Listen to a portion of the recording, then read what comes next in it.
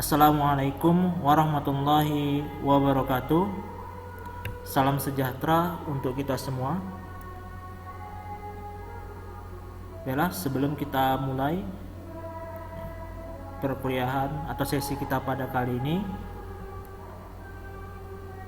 ada baiknya kita berdoa dengan membacakan suratul Fatihah. Doa dimulai.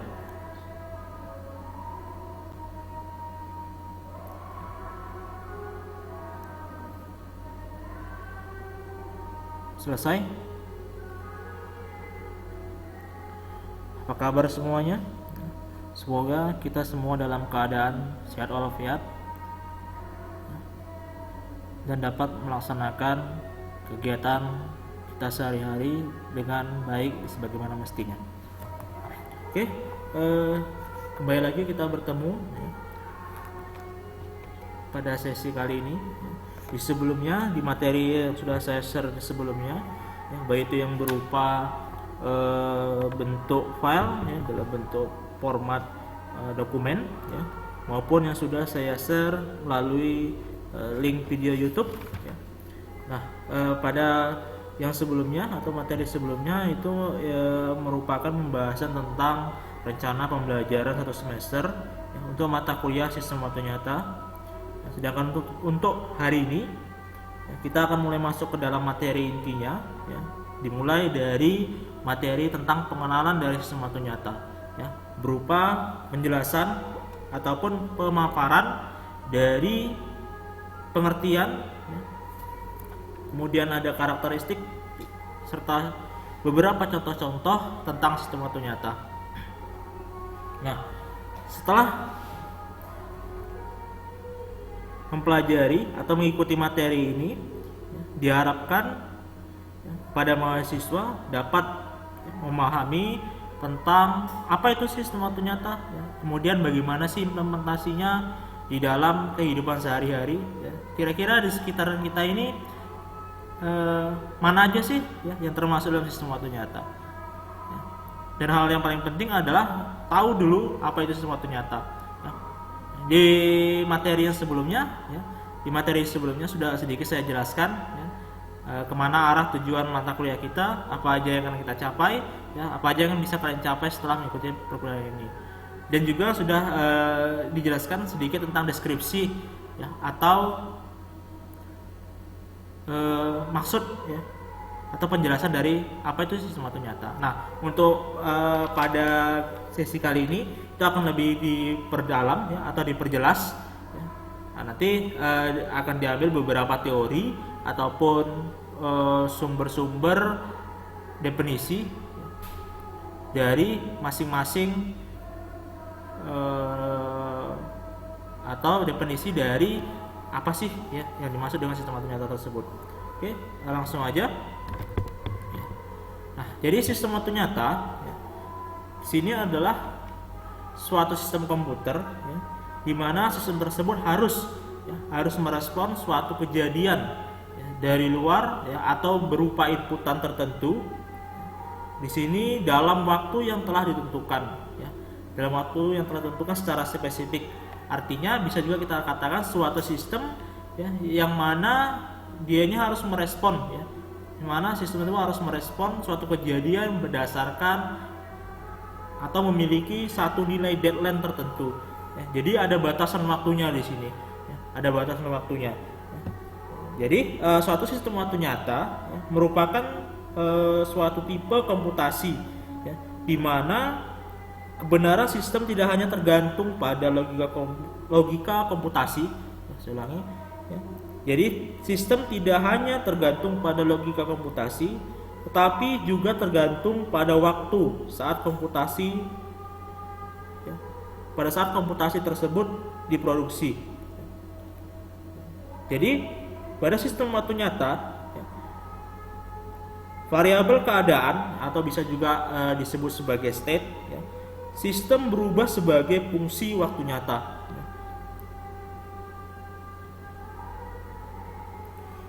Dimana seperti yang sudah saya katakan di sebelumnya, jadi sistem waktu nyata, jadi sistem tersebut harus menghasilkan tanggapan atau respon yang tepat dalam batas waktu. Ya. Batas waktu di sini adalah suatu deadline. Jadi antara terjadinya suatu input dengan terjadinya suatu output tersebut, ya, prosesnya itu ya, tidak boleh melebihi batas waktu yang telah ditentukan. Misalnya ketika inputan terjadi, ya, setelah inputan terjadi berapa lama prosesnya, ya, sehingga menghasilkan output misalnya 0,1 detik, maka dalam waktu 0,1 detik tersebut, ya, dianya atau sistem tersebut harus sudah menghasilkan suatu output, ya. Nah, jadi yang membedakan nantinya suatu sistem waktu nyata dengan sistem bukan waktu nyata adalah adanya batasan waktu, atau bisa juga disebut sebagai time constraint, ya, atau juga bisa juga disebut sebagai deadline. Ya. Apabila suatu sistem, ya, kita katakan suatu sistem komputer atau suatu komputer, apabila tanggapan komputer atau sistem tersebut nantinya melewati batas waktu, ya, batas waktu sini seperti saya katakan adalah deadline, ya, maka terjadi degradasi kinerja, ya, atau bisa juga disebut sebagai kegagalan, ya, kegagalan sistem. Ya. Jadi itu adalah akibat, ya, ataupun yang membedakan nantinya dengan sistem yang biasa. Ya, jadi kalau sistem waktu nyata, saya ulang lagi, ya, jadi ada batasan waktu yang jelas. Ya, jadi suatu sistem yang bekerja berdasarkan batasan waktu atau deadline. Ya. Jika pada sistem biasa, suatu komputasi, ya, yang melebihi atau misalnya tidak ada batasan, atau misalnya kapan saja terjadi output tidak masalah, itu bukan termasuk dalam sistem waktu nyata. Nah, kalau sistem waktu nyata jelas, ya, ada batasannya. Seperti saya katakan tadi, ya, apabila terjadi suatu input sampai misalnya terjadi suatu output tadi, ya, itu dianya hanya misalnya 0,1 detik, ya, 1 detik. Nah, itu adalah salah satu ciri, ya, yang membedakan antara sistem waktu nyata dengan sistem yang biasa. Kemudian kita lihat di sini syarat-syarat apa saja sih, ya, suatu sistem bisa dikatakan sebagai real time system ataupun sistem waktu nyata.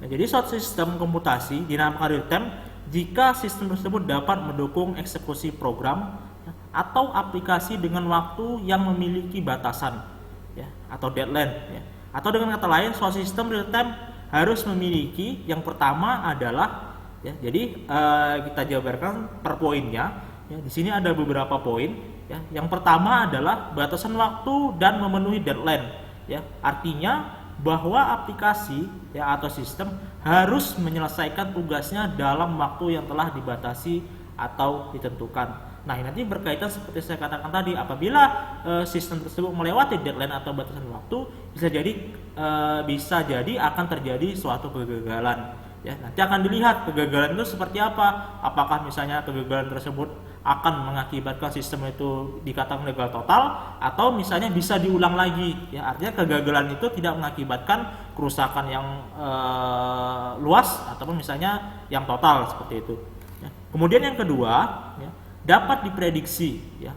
Di sini artinya adalah bahwa sistem harus bereaksi terhadap semua kemungkinan kejadian, ya, kemungkinan kejadian selama kejadian tersebut dapat diprediksi. Maksudnya sistem tersebut bisa diperkirakan, ya, untuk diprediksi bagaimana sih hasilnya apabila misalnya sistem tersebut eksekusinya, ya, sesuai dengan deadline, ya, tidak sampai dengan batas akhir deadline. Kemudian apabila misalnya terjadi dia melebihi dari deadline-nya, apa sih prediksinya, ya, apa misalnya akibat kalau misalnya sistem tersebut tepat waktu, ya, sesuai dengan deadline, apa akibat apabila misalnya sistemnya tersebut melebihi waktu, kegagalan seperti apa yang akan terjadi dan lain sebagainya. Kemudian yang ketiga, ya, prosesnya bisa dilakukan secara bersamaan, ya, atau bisa juga kita katakan sebagai multitasking, ya, atau multi processing. Jadi proses dan tugas, ya, prosesnya atau multi processing, ya, banyak proses bisa dilaksanakan bersamaan. Kemudian bisa juga sebagai multitasking, ya. Nanti kita lihat perbedaannya itu di materi yang sebelumnya. Nah, jadi intinya salah satu syarat sistem waktu nyata ini adalah prosesnya bisa berjalan secara bersamaan. Ya, walaupun nanti dianya berjalan secara bersamaan, tapi semua proses tadi bisa diselesaikan tepat ya sebelum dianya melebihi dari batasan waktu yang telah diberikan.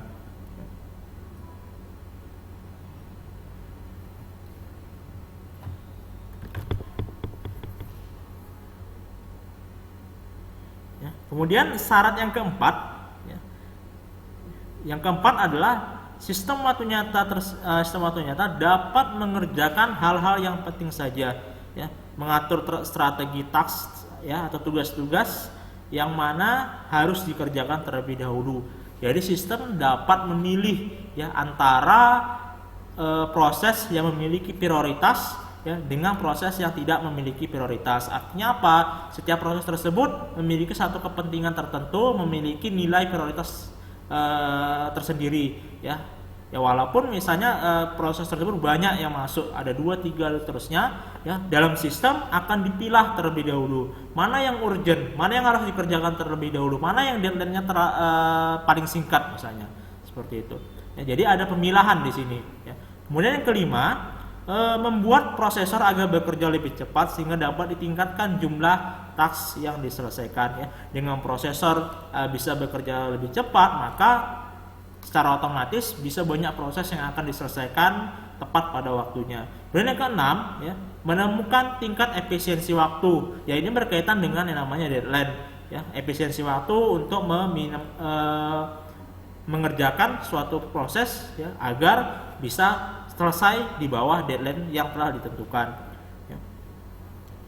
Kemudian yang ketujuh, syarat yang ketujuh adalah waktu proses merupakan sesuatu yang vital dan dianggap penting ya. Jadi semakin cepat waktu proses yang ada, semakin cepat setiap tugas itu diproses, maka akan secara otomatis menghasilkan suatu outputan yang jauh lebih baik. Gitu. Kemudian yang kedelapan, ya, suatu sistem di mana respon tepat waktu ya, oleh komputer merupakan hal yang dianggap vital. Ya, jadi sistem ya atau misalnya aplikasi atau program yang harus cepat menanggapi suatu inputan ya, ketika misalnya membaca kondisi sekitar ya harus cepat. Contohnya seperti apa ya respon yang cepat tersebut. Misalnya kita merancang suatu alat, misalnya kan kalau yang di SK itu mayoritas identiknya adalah perancangan sistem kontrol, otomatisasi, IoT, robotik. Nah, nanti sebagian ada yang jaringan gitu. Nah, kita di sini kita sangkut pautkan ke yang sistem otomatisasi ya. Nah, di sistem otomatisasi biasanya itu identik dengan sensor ya. Sensor akan membaca inputan dari sekelilingnya. Misalnya sensor suhu. Nah, nanti berapa cepat respon sensor tersebut ya. Bagaimana tingkat responsif dari sensor tersebut ya. Apakah misalnya ketika suhu ruangan berubah ya, suhu ruangan berubah berapa lama si sensor akan menangkap ya terjadinya perubahan suhu tersebut. Nah, itu salah satu bentuk dari respon ya, respon dari suatu sistem ya. Dalam hal ini kita contohkan sebagai sensor suhu misalnya ya. Kemudian kita lihat setelah syarat yang sudah kita lihat tadi sebelumnya ada 8 syarat ya. Nah, selanjutnya kita lihat dari segi karakteristik dari sistem waktu nyata atau karakteristik dari real time system. Karakteristik yang pertama, ya, di sini adalah single purpose, ya, atau bisa disebut sebagai tunggal, ya, tunggal. Ya, jadi ya, pada sistem waktu nyata tidak seperti di personal komputer ya. Jadi yang memiliki banyak kegunaan. Jadi kalau komputer itu kan bisa banyak fungsi yang seperti yang mengetahui komputer bisa untuk main game ya, bisa buat editing video ya, bisa untuk misalnya buat merancang program ya, bisa untuk menjalankan segala macam program. Nah, itu kalau komputer. Nah, kalau misalnya perangkat untuk real time system tidak seperti itu ya. Jadi bisa di sini dia memiliki fungsi tunggal ya. Ya, jadi sebuah sistem waktu nyata biasanya hanya memiliki satu tujuan atau satu fungsi saja ya. Nah, kemudian karakteristik yang kedua ya small size ya, atau kalau kita artikan ke dalam bahasa Indonesia, dia memiliki ukuran yang kecil ya. Ya, dari segi fisik ya, atau yang lainnya ya. Makanya di sini dikatakan ya, kebanyakan sistem waktu nyata ya, banyak yang ada memiliki atau yang sistem waktu nyata banyak memiliki physical space yang terbatas ya. Physical space ini bisa juga kita katakan sebagai ukuran fisik ya, fisik ya, jadi ukurannya jauh lebih kecil. Contohnya apa ya, perangkat MC ya untuk microcontroller ya. Nah, itu kan ada yang nanti yang biasa, misalnya Arduino Uno biasa, Arduino Mega lebih besar, nanti ada Arduino Nano ya, atau mini Arduino ada kan. Nah, jadi ukurannya itu bisa lebih kecil ya. Fungsinya apa? Untuk menjadikan suatu sistem ya. Kemudian yang ketiga ya, yang ketiga bisa kita katakan suatu produksi banyak dan tidak mahal ya. Ya, jadi bisa kita artikan yang ketiga ya, itu adalah produksinya banyak dan tidak mahal atau dari segi harganya ya. Ya, jadi suatu sistem waktu nyata banyak ditemukan dalam peralatan rumah tangga dan peralatan lainnya, misalnya pada kamera digital ya, kemudian mikroprosesor ya, atau microcontroller ya, kemudian pada microwave atau oven yang ada di rumah ya. Kalau yang ada itu adalah salah satu contoh ya, atau bagian dari sistem waktu nyata.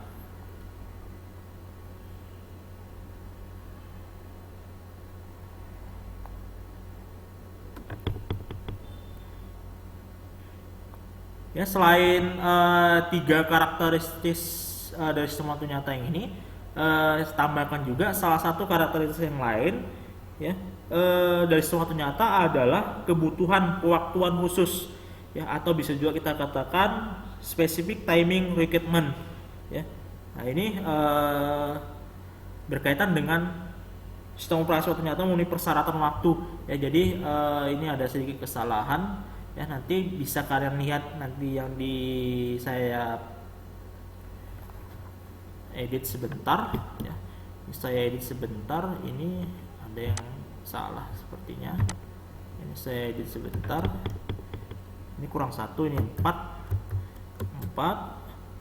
Ini dianya specific timing requirement ya.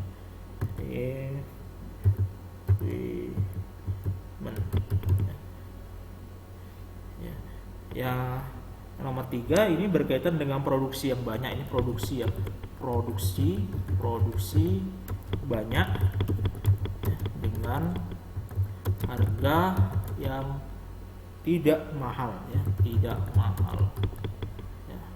mahal tapi memiliki suatu kegunaan yang sangat-sangat bagus. Nah, sedangkan specific timing requirement ini ya berkaitan dengan sistem operasi ya. Di sini dikatakan sistem operasi waktu nyata harus memenuhi persyaratan waktu yang ditentukan dengan menggunakan algoritma penjadwalan ya, yang memberikan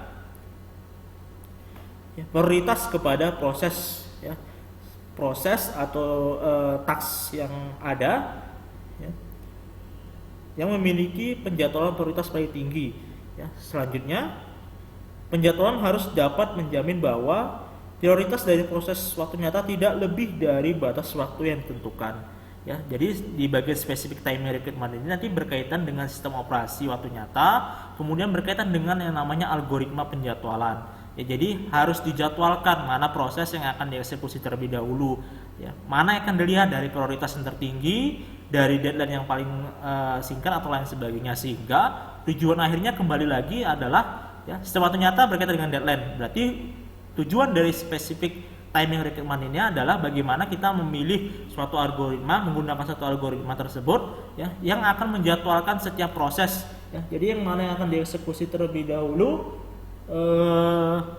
dianya ya harus semuanya memenuhi deadline yang ada.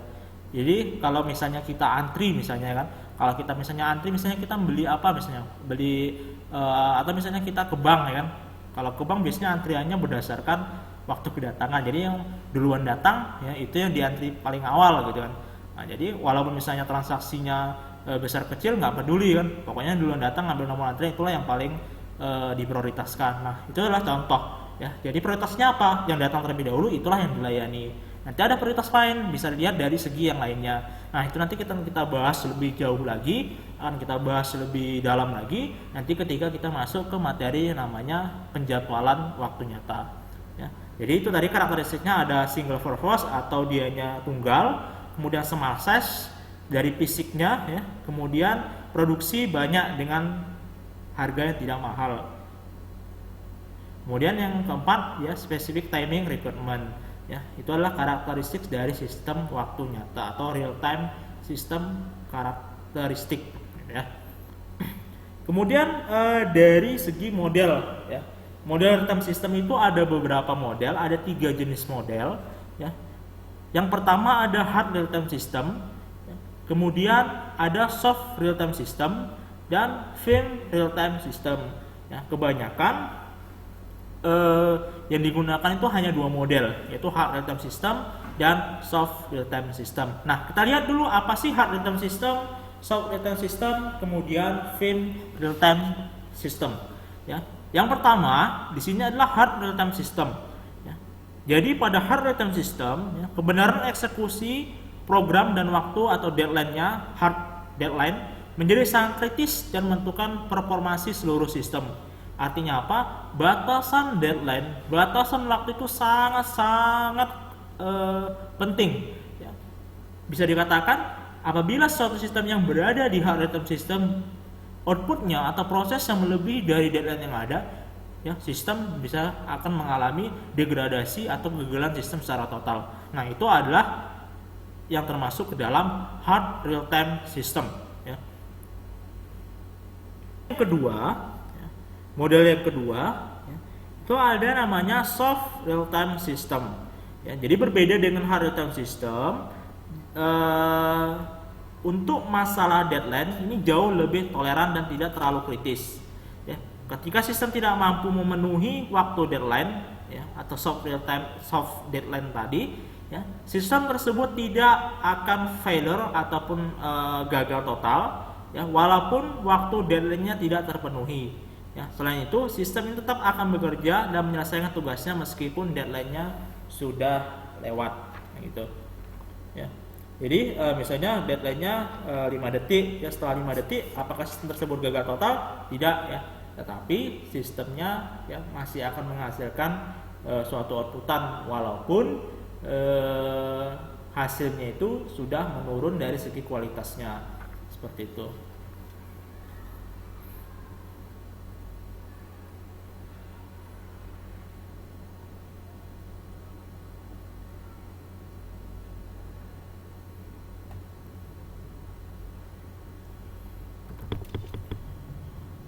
Kemudian yang ketiga ya, ada namanya firm real time system ya, di mana task tidak dikerjakan oleh sistem misrepresented bertambah secara polinomial. Hal ini menunjukkan bahwa tingkat misrepresentasinya pada sebuah sistem lebih tinggi daripada firm real time system ya, jauh. Jadi bisa katakan firm real time system ini jauh lebih lunak ya, atau misalnya deadline-nya itu tidak terlalu menjadi persoalan ya apabila sistem tersebut melebihi batas waktu deadline-nya ya. Jadi sebetulnya yang seperti saya katakan di awal tadi, yang banyak digunakan itu hanya hard real time system dan soft real time system ya, sedangkan untuk yang firm biasanya jarang dikategorikan ya. Tapi ini untuk menambah pelengkap materi aja sesuai dengan standar atau pembelajaran yang ada di referensi yang kita gunakan ya.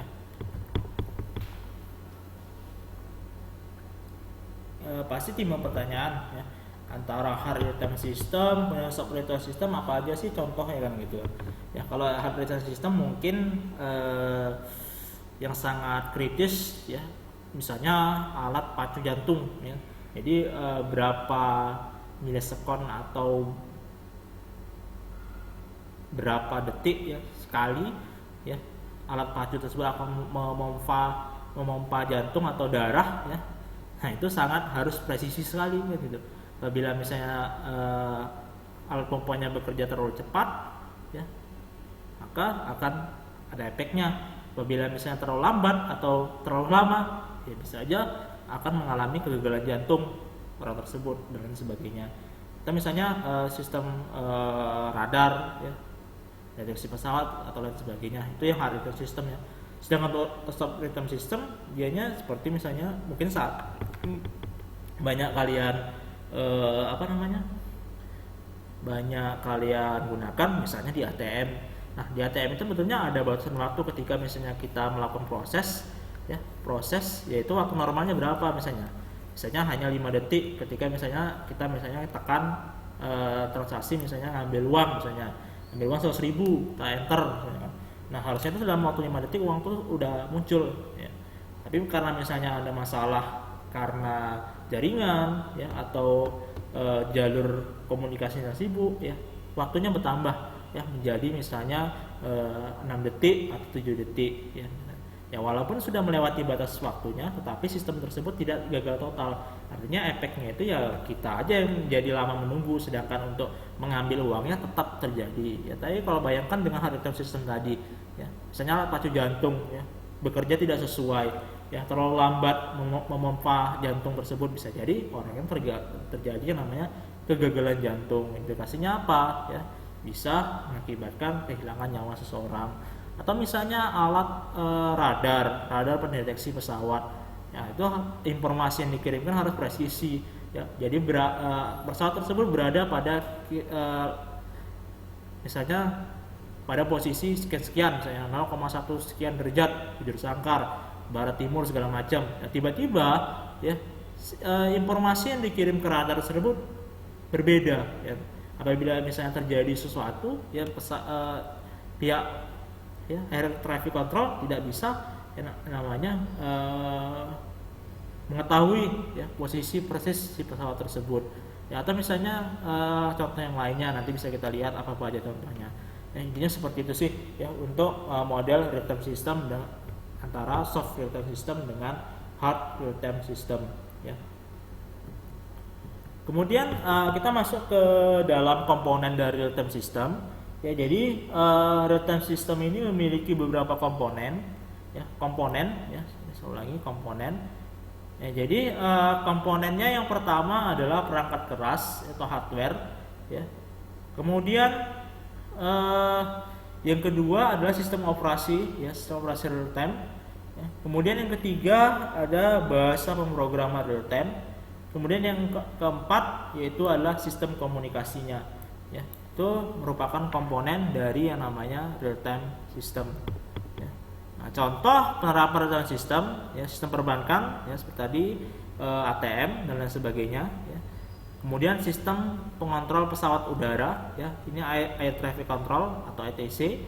Kemudian sistem otomasi pabrik, ini berkaitan dengan VLC, ya.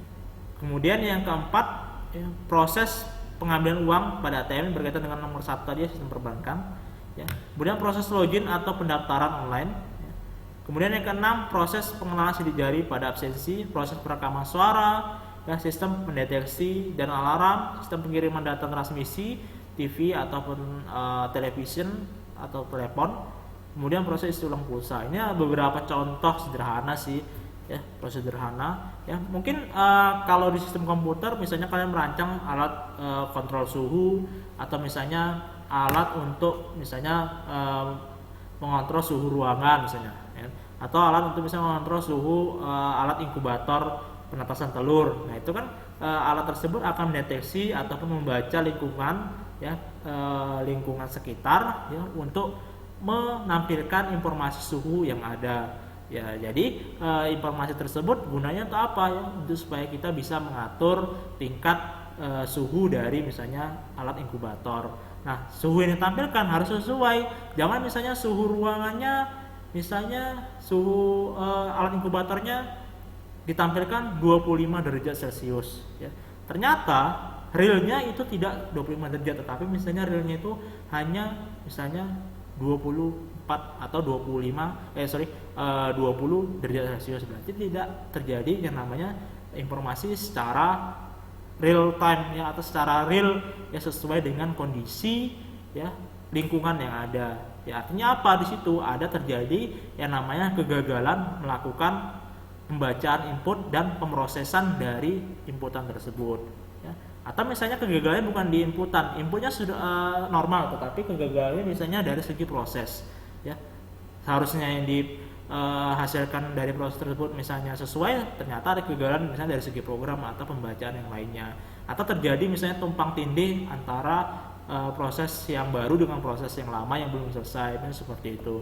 Ya, nah, jadi bisa aja informasi yang ditampilkan ini adalah proses yang sebelumnya, sedangkan proses yang baru itu belum menghasilkan suatu outputan, misalnya seperti itu. Nah, itu harus yang dihindari ketika kita merancang suatu sistem, ya, yang dianya harus membutuhkan presisi dari hasil yang akan dihasilkan nantinya. Ya.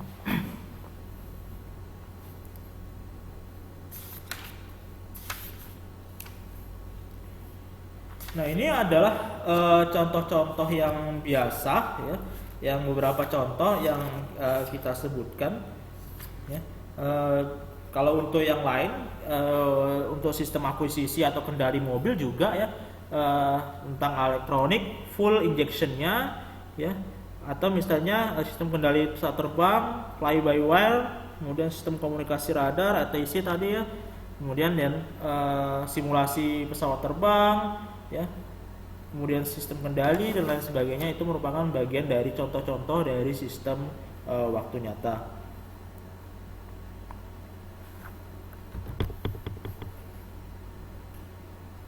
Nah, ini adalah contoh dari hard time system. Tadi sudah saya sebutkan, ini saya lebih perjelas lagi, ya.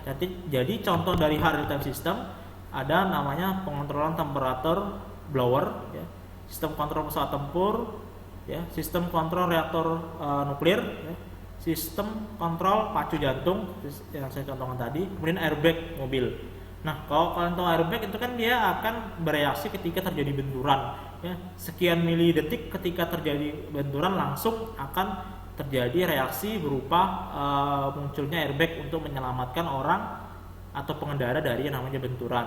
Ya, bisa kita bayangkan apa yang terjadi, ya, apabila terjadi sesuatu misalnya bug ataupun error dari sistemnya ketika terjadi suatu tubrukan, ya, dengan kekuatan tertentu, ya, ternyata airbagnya nggak aktif gitu, ataupun penyelamat untuk melindungi si pengemudi ini nggak keluar gitu. Apa yang terjadi? Bisa kita bayangkan, ya kan, akan terjadi namanya kerusakan ataupun akibat yang sangat fatal bagi si pengemudinya, ya. Kemudian untuk contoh shop real time, mengambil uang ATM tadi sudah saya contohkan, kemudian multimedia flyer, video streaming, kan gitu kan. Nah, ini menarik kalau misalnya video streaming aja lah. Mungkin kalian sering kalau yang masa sekarang, masa pandemi, mungkin kalian pernah ngikuti webinar atau misalnya kalian yang paling gampang kalian melakukan video call lah, gitu. Nah, lazimnya, ya, untuk video streaming atau multimedia, video atau lain sebagainya, terutama video streaming, ketika misalnya seorang berbicara, itu seharusnya gerakan mulut ataupun bibir seseorang ketika berbicara itu harus sama dengan yang audio yang keluar, gitu kan. Ya, jadi ketika saya berbicara seperti misalnya berupa video, ya, gerakan mulut saya, gerakan bibir saya ketika berbicara harus sama dengan audio yang keluar, ya. Kalau misalnya kalian video call, ya, sering misalnya kalau sinyalnya nggak bagus segala macam, pasti ada keterlambatan, atau misalnya mimik ataupun gerakan mulut atau bibir ini tidak sesuai dengan audio atau suara yang dihasilkan, ya. Gerakan bibir saya mengatakan hai, tetapi yang keluar misalnya apa kabar, gitu, berarti tidak sesuai. Nah, itu terjadi delay, ya, atau keterlambatan, ya, tidak presisi. Nah, itu contoh dari shop real time. Artinya apa? Terjadi kegagalan di situ, ya, tidak sesuai dengan real time-nya, tidak sesuai dengan deadline atau presisi waktu sesuai gerakan dengan audio. Nah, apakah sistem tersebut gagal? Tidak. Kita masih bisa menikmati, kita masih bisa menggunakan media tersebut, ya, atau proses tersebut masih berjalan. Gagal tidak, cuma mengurangi dari kualitasnya, gitu. Ya, kita masih bisa video callan walaupun misalnya sinyalnya kurang bagus, terputus-putus, patah-patah misalnya kan. Ketika kita misalnya menonton video atau segala macam, tidak presisi antara gerakan dengan suara, kita masih bisa menikmatinya walaupun kualitasnya jauh berkurang, kenyamanannya jauh berkurang, ya, seperti itu. Kemudian di sini, ya, dalam sistem waktu nyata ada juga dibahas tentang sistem embedded atau sistem melekat. Ya, jadi sistem melekat atau sistem embedded ini, ya, merupakan sektor dalam bidang komputer yang memiliki atau bersifat berdiri sendiri atau stand alone dan memiliki tujuan khusus, ya, purpose objective, ya. Tadi kan karakteristik sistem waktu nyata salah satunya ada single purpose atau dia memiliki fungsi tunggal, ya, gitu kan.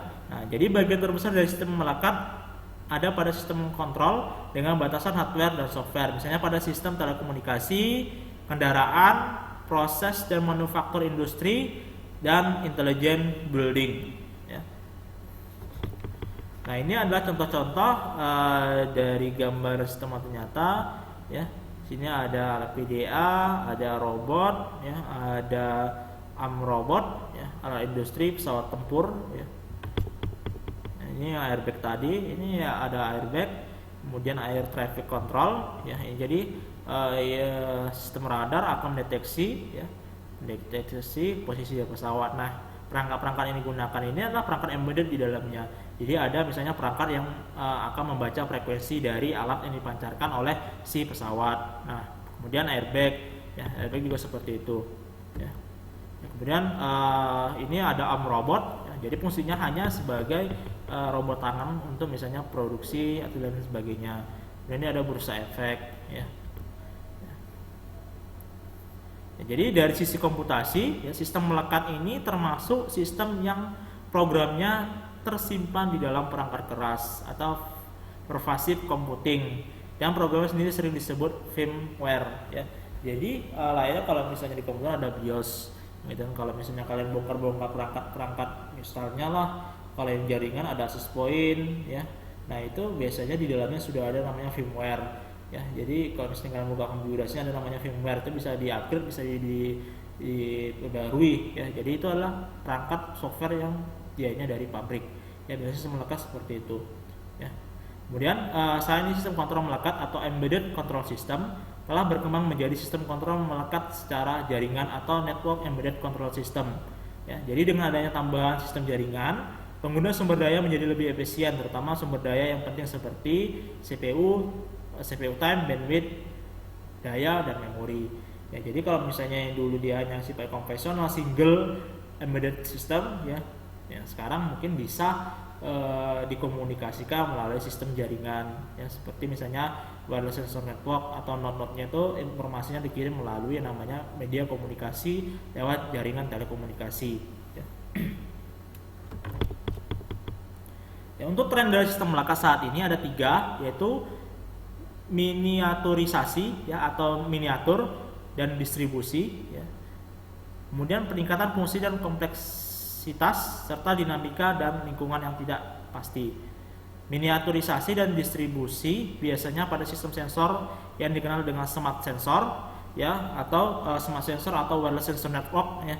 Jadi pengembangan dari yang namanya Internet of Things atau IoT, ya. Jadi sensor jenis ini bisa memiliki koneksi dengan protokol jaringan, ya, dan berukuran sangat kecil. Selain itu beberapa sumber daya lain juga melakukan proses miniaturisasi, misalnya ukuran ponsel, ya, VDA, ya, kemudian konsol PlayStation yang semuanya menjadi kecil tetapi memiliki kemampuan jaringan yang sangat besar. Ya, ibaratnya tentang ponsel aja lah, gitu kan. Jadi tren embedded itu dari segi ukuran pertama salah satunya ponsel. Kalau dulu mungkin ponsel Nokia atau yang merek Motorola mungkin bentuknya besar, ya. Sekarang handphone, ya, jauh lebih ukurannya minimalis, ya, lebih tipis, ya. Walaupun misalnya dari segi lebarnya, diameter atau dimensinya besar, tapi misalnya dari ketebalannya, ya, perangkat yang ada di dalamnya, ya, jauh misalnya lebih di miniatur, gitu kan. Ya, sekarang handphone fungsinya hanya bukan sebagai alat telekomunikasi aja, tapi handphone sudah bisa layaknya seperti komputer, banyak fungsi yang bisa kita jalankan, gitu kan. dalam handphone kita bisa seperti bermain PlayStation dan lain sebagainya.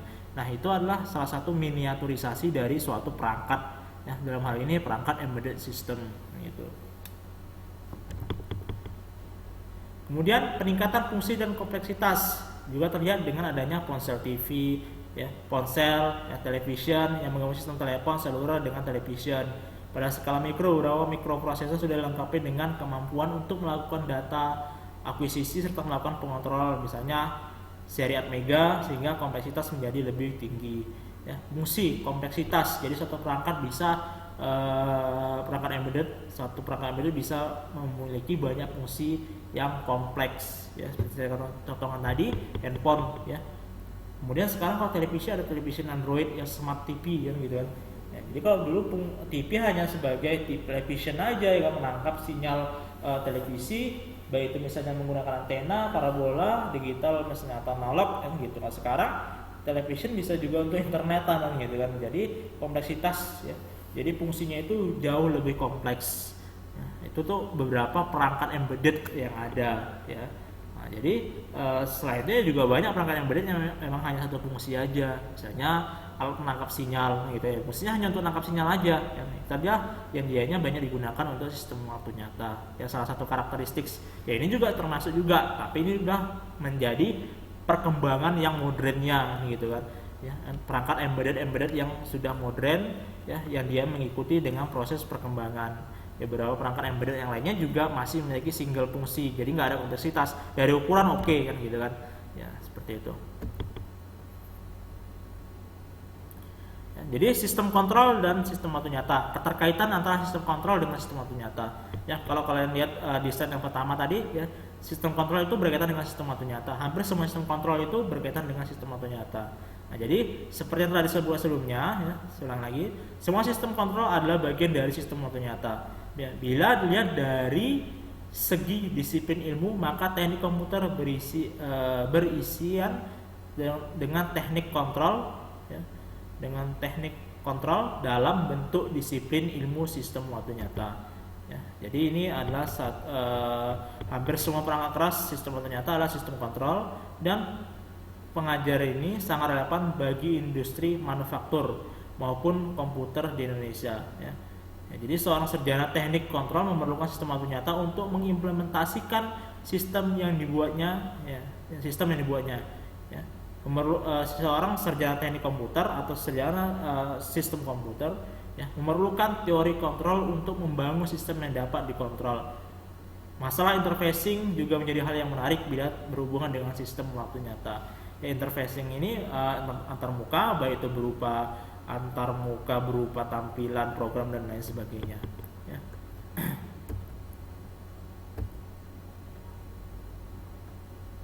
Ya, terdapat dua jenis sistem kontrol waktu nyata. Yang pertama, ya, jadi sistem kontrol waktu nyata terbagi menjadi dua. Yang pertama ada sistem kontrol melekat atau embedded control system. Kemudian yang kedua itu nanti ada namanya sistem kontrol industri. Ya, kita lihat untuk sistem kontrol yang melekat atau embedded control system. Ya. Jadi sistem kontrol yang terarah pada satu tujuan. Ya, di sini atau disebut sebagai dedicated control. Ya. Komputer melekat sebagai bagian dari suatu peralatan. Ya. Beberapa komponen yang digunakan misalnya mikroprosesor, real-time kernel, kemudian real-time operating system. Contoh sistem yang menggunakan sistem ini adalah aerospace, ya, penerbangan, ya, kemudian robot, kemudian kendaraan. Ya, kalau kendaraan tadi berkaitan dengan injeksi, ya, berkaitan dengan injeksi. Bentar, apa tadi lupa saya.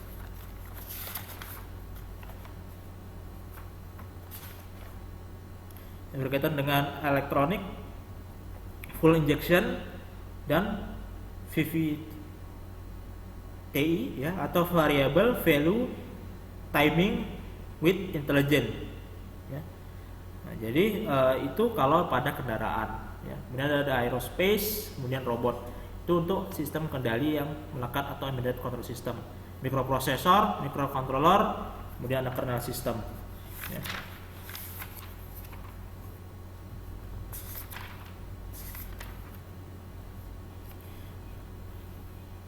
ya, untuk berkaitan dengan kernel system, ya. Jadi untuk kernel system itu ada terbagi 4, tambahan aja. Ya, jadi ada secara umum tuh ada 4 kernel sistem waktu nyata. Yang pertama berkaitan dengan pengiriman atau penjadwalan task, atau bisa juga dikatakan sebagai task schedule dispatch. Ya. Kemudian yang kedua layanan atau service system. Kemudian yang ketiga adalah inisialisasi. Kemudian yang keempat adalah selaan atau interrupt input dan output. Nanti untuk masalah kernel sistem waktu nyata itu akan include dengan pembahasan yang namanya sistem operasi waktu nyata. Ya, karena kan kernel itu bagian dari sistem waktu nyata nantinya. Ya. Nanti ada pembahasan tentang running, active current, ready atau runnable on, kemudian waiting, suspended, blocked, locked, and delay. Kemudian ada new assistant, dormant off, kemudian ada terminated, yaitu nanti di bagian task, kernel dan real time sistem operasi waktu nyata. Ya. Kemudian untuk jenis kontrol sistem waktu nyata yang kedua itu ada namanya sistem kontrol industri atau industrial control system.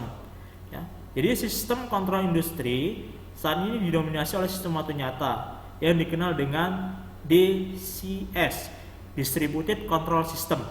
Ya. Dalam hal ini PLC atau Programmable Logic Control. Kemudian ada Soft VLC. Ya. Kalau Soft VLC ini dia lebih kepada software. Ya. Kemudian yang ciri dari sistem kontrol industri adalah pengontrolannya bisa secara bertingkat atau hierarki atau tersebar atau distribusi. Contoh aplikasinya adalah pada industri proses dan industri manufaktur. Ya.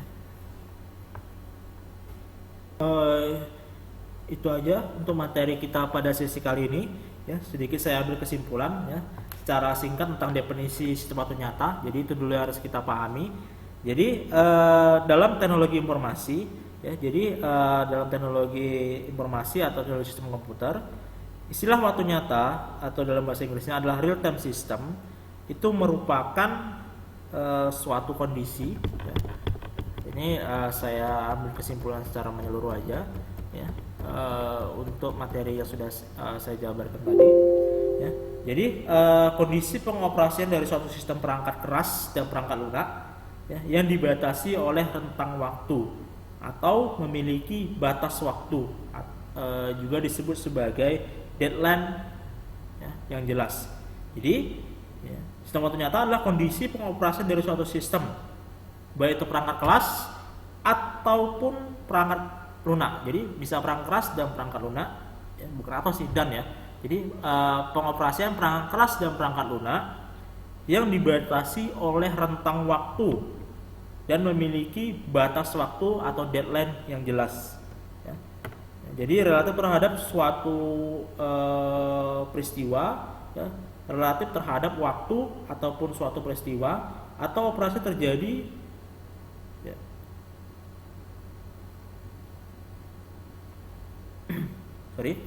Saya ulangi. Ya, jadi harus memiliki batasan waktu atau rentang waktu yang jelas. Ya. Relatif terhadap waktu suatu peristiwa atau operasi kapan akan terjadinya. Ya. Jadi sebuah sistem non waktu nyata sebagai lawannya, ya, tidak memiliki batas waktu. Ya.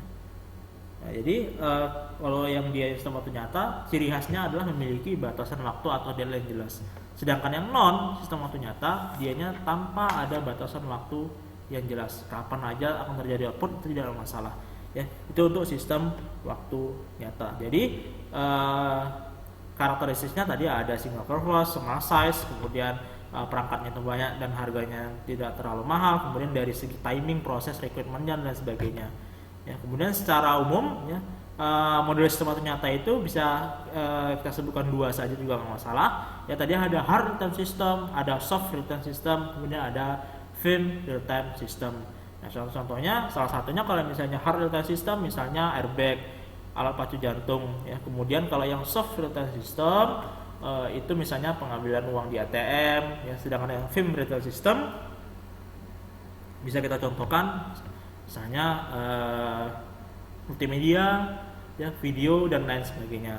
Nah, kebanyakan dari sistem waktu nyata ini adalah sistem kontrol. Nah, sistem kontrol tadi terbagi dua, ada yang dianya embedded system control, ada yang industri sistem kontrol DCS ya.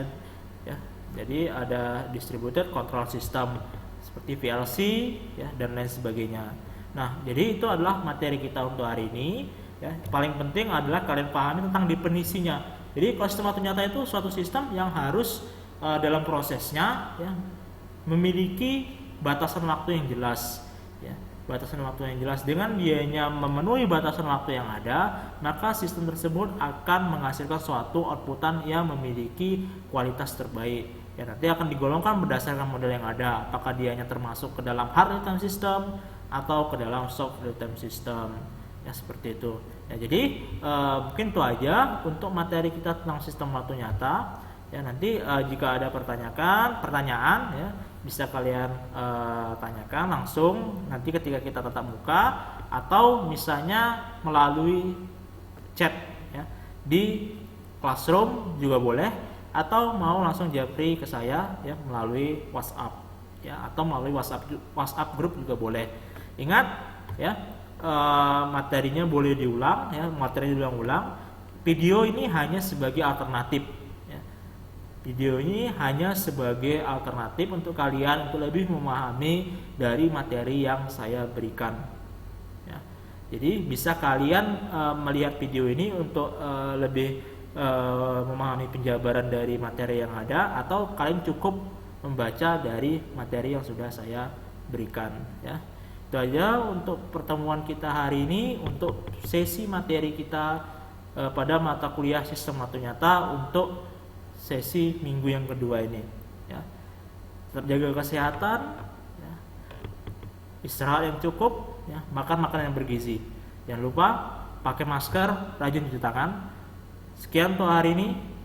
Lebih dan kurang saya maaf. Wassalamualaikum warahmatullahi wabarakatuh. Salam sejahtera untuk kita semua.